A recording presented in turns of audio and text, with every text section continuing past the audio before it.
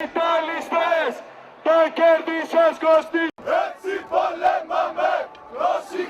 this episode, we're going to be focusing on the economic ruins that is Athens, Greece, and tell you to never go to Greece. Don't ever go to... No. Athens is very safe, and we are going there to see the iconic Panathenaic, all the amazing museums, change of guards, and also to do some shopping. Well then, I guess we're going to have to give you a little bit of advice on how to make the most of your trip. Exactly.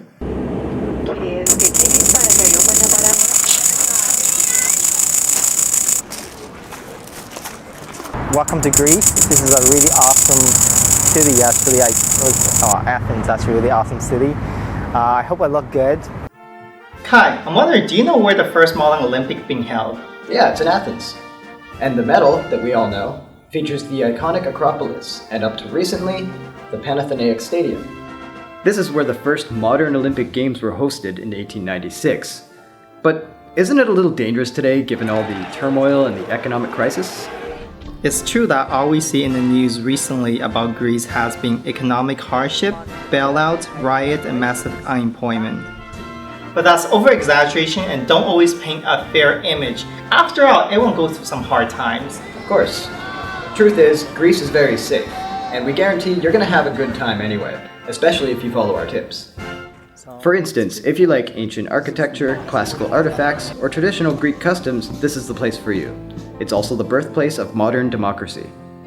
If you do visit Athens, you'll be pleasantly surprised of its warm climate. And the majority of the attractions are only 15 minutes walking distance from the Greek Parliament overlooking the Syntagma Square. Most importantly, the warm hospitality of the Greek people. Now, before we show you how to get there from the airport, we're going to give you a few safety tips first. For instance, one of the oldest scams in the book. Suddenly, you're approached by a friendly stranger who starts chatting you up and invites you out to a drink at a bar. Surprise, surprise, you're being charged €150 just for a drink. And if someone asks for the time, don't take out your cell phone. Too many got snatched off your hand. And then there are the police impersonators. They identify themselves as police and briefly show you a fake badge. They ask to see your ID and your passport, and then they'll ask for your money, just to check for counterfeit bills. After that, they'll return your passport, your wallet, and some of those bills are confiscated. We all know business are there to make money. It's very common for tourists to be charged €100 a person for a meal in places offering free glass of wine or drinks on the house, so avoid it.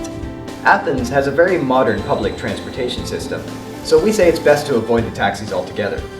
Especially the dishonest ones. They're called taxi cowboy.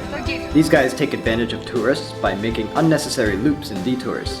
However, if you do get overcharged, don't fight it. Just take down their license plate and their taxi number and call the police right away. Some taxi drivers might warn you that your hostel is dangerous and offer you alternative accommodations. Just say no. Most likely, they are being paid a commission from a competing hostel. By the way, every recommended attraction mentioned here is only 15 minutes walk or less from the Syntagma Square. So make sure you stay in an inexpensive hostel nearby. And with that being said, welcome to Athens. Let's go downtown to Syntagma Square, where you'll be staying. You can take the 24-hour dedicated airport bus, the X95, right outside the terminal doors 3 and 4. The bus takes approximately 40 minutes to arrive at Syntagma Square. Alternatively, you can take the metro to avoid the traffic. Now that you've made it downtown and you've settled into your $20 a night hostel near Syntagma Square, it's time to explore this ancient city by foot. Many of the museums and landmarks are closed at 7:30 p.m. in the summer and 3 p.m. in the winter, as well as Mondays. So if you find yourself running a little bit late, don't worry about it, just relax and visit the monastery flea market instead. This is located in the old town of Athens and is the principal shopping district in the city. It's home to clothing boutiques, souvenir shops, and specialty stores. This is a place where you can practice your bargaining skills. Remember, never accept the first price. I bought all these for €1 or less, including the olive oil soap with a fridge magnet. Now you're probably going to find yourself a little bit hungry after all that walking around and shopping. So it's time you try an authentic Greek gyro pita. And don't forget to try out Athens' various street food and treats. Traditional Greek snack. They are like, most of them are like €1 or €1.50.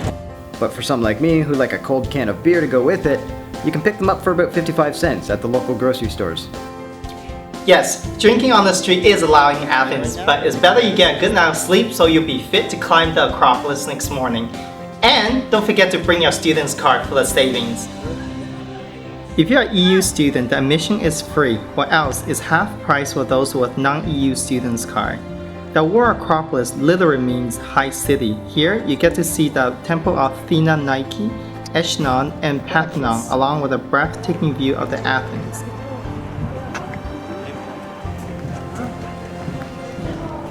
On the way down, don't forget to check the new Acropolis Museum housing every artifact from the Greek Bronze Age, the Romans, and the Byzantine Greece. They also got a really nice cafe with a terrace. Man, that gyro is chock full of calories. I think it's time for a jog. Inside the Panathenaic Olympic Stadium, also known as the Beautifully Marbled, it is the only stadium in the world that's made completely out of marble and is the site that hosted the first modern-day Olympic Games back in 1896. It is also featured on the modern Olympic medal that we see today. Now, before you start jogging around like an Olympian, make sure that once again you bring your student cards with you for the half-price admission. Kai, I'm afraid to be a real Olympian, you need to go higher than that, like surviving the jog to the highest point in Athens, at Mount Lycabettus, which is exactly what I did. I can't believe actually I jogged from down there all the way up here, up, and you don't understand how high it is and until you get up here. From the peak, you'll get a breathtaking panoramic view of the Panathenaic Stadium, the Temple of Olympian Zeus, the Parthenon, and the Acropolis. It's also a beautiful place to confess your sin at the St. George Chapel, like doping on my last competition. Well, after that long jog, it's time to give our feet a rest. Let's go see the ceremonial changing of the guard. It happens at 11 a.m. every Sunday in front of Parliament, the tomb of the unknown soldier. The guards belong to the President of Democracy, a high honor position. And if you are lucky enough to be in Athens first Sunday of the month between November and March, or on a national holiday, most museums are free. And my favorite is National Archaeological Museum. It's the largest museum in Greece and one of the world's great museums. It houses 11,000 exhibits, provide a panorama of Greek civilization from the beginning of prehistoric to late antiquity.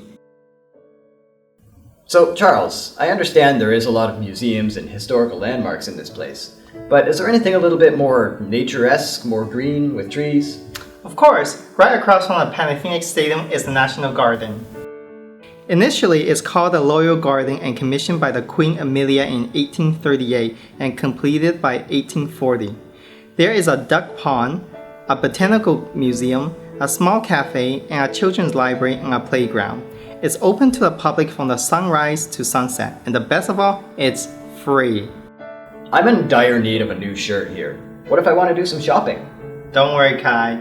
There's the Mall Athens.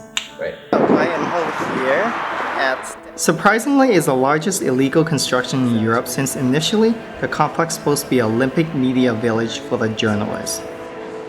Oh, great. So I guess it's the journalists who have that shirt I wanted. So it's off to the Metro Mall for me. Located near the St. Demetrios stop of the Athens Metro, this mall consists of 5 floors, 90 stores, 18 restaurants, 5 cinema screens, a supermarket, a playground, as well as a bank. Which is where we found the popular Canadian chain Coffee Time, and Kai, for a moment I thought I got accidentally deported back to Canada. Well, Charles, I think you're the one who actually needs that coffee. You've forgotten all about the venues for the 2004 Olympic Games. It is true, Athens did host the Olympic Games in 2004.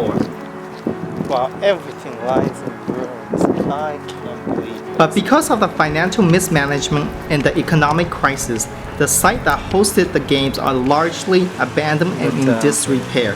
Therefore, we do not recommend you visit those venues. But most of the places that we do recommend you go to can easily be traveled to by foot. And if you're not a fan of walking, with a Metro Pass, there's no excuse for you not to visit the Port of Piraeus. This is where you can check out the ferry schedule to some of the most beautiful Greek islands, which we will talk about in the future episodes. we hope you enjoyed this episode.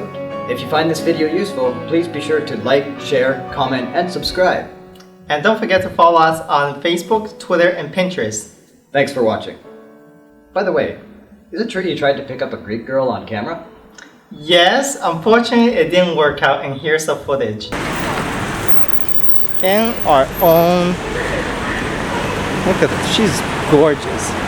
You know what? This is gonna be fun. I want to go and pick up a Greek girl actually. I got like so many minutes to kill. Let's do it.